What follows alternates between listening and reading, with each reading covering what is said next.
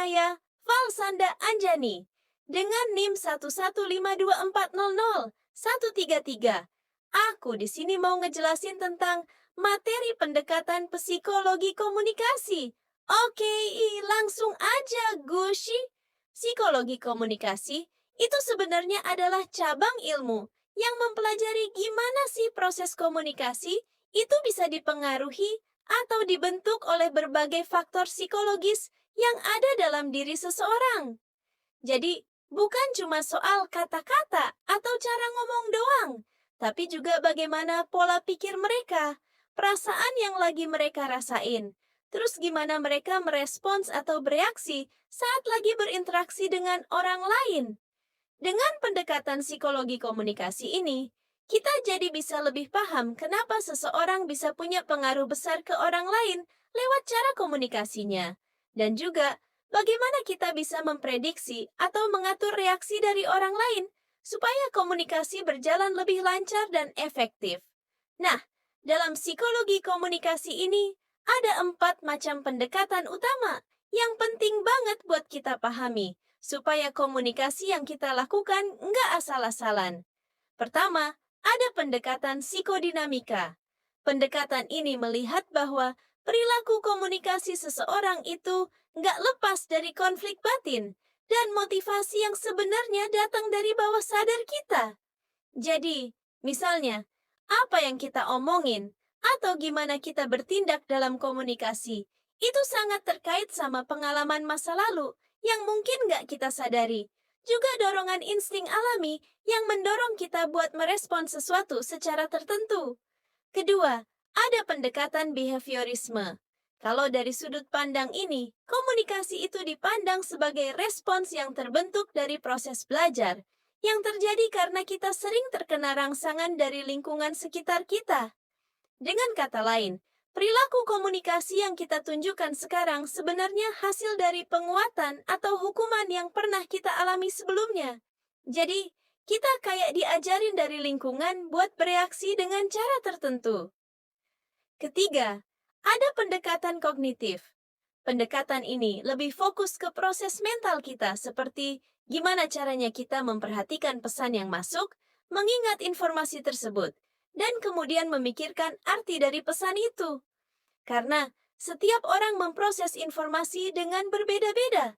Makanya makna dari pesan yang kita terima juga bisa berbeda antara satu orang dengan yang lain. Jadi, pendekatan ini bikin kita sadar bahwa komunikasi nggak cuma proses fisik, tapi juga melibatkan pikiran dan interpretasi yang kompleks.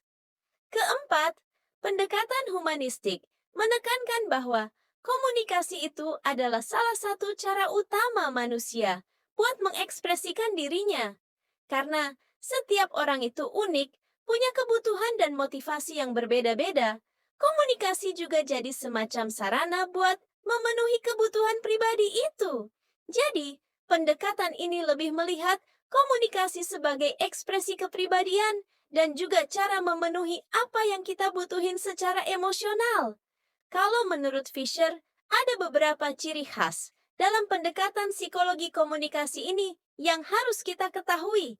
Salah satunya, komunikasi itu dimulai dari saat panca indera kita menerima rangsangan, bisa suara, gambar, atau hal lain, yang kemudian diteruskan untuk diolah otak. Otak kita nggak cuma menerima rangsangan itu dengan pasif, tapi juga langsung memproses dan mengaitkannya dengan respons tertentu.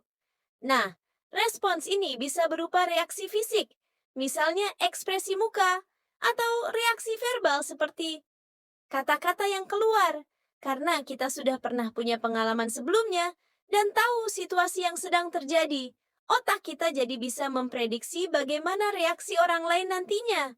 Respons yang didapat dari lingkungan tadi juga akan memperkuat atau bahkan mengubah cara kita berkomunikasi ke depannya, sehingga komunikasi itu jadi dinamis dan terus berkembang. Sebagai contoh nyata, bayangkan pemimpin di sebuah organisasi mahasiswa yang harus menghadapi anggota-anggota dengan gaya komunikasi yang berbeda-beda. Ada anggota yang merespons dengan cara emosional dan spontan. Itu mirip sama pendekatan humanistik yang fokus pada ekspresi dan kebutuhan pribadi. Lalu, ada juga anggota yang cenderung patuh sama aturan dan memberi respon sesuai prosedur, yang bisa kita lihat dari pendekatan behaviorisme yang menekankan perilaku yang sudah dipelajari. Nah, sang pemimpin sendiri dalam berkomunikasi biasanya memakai pendekatan kognitif.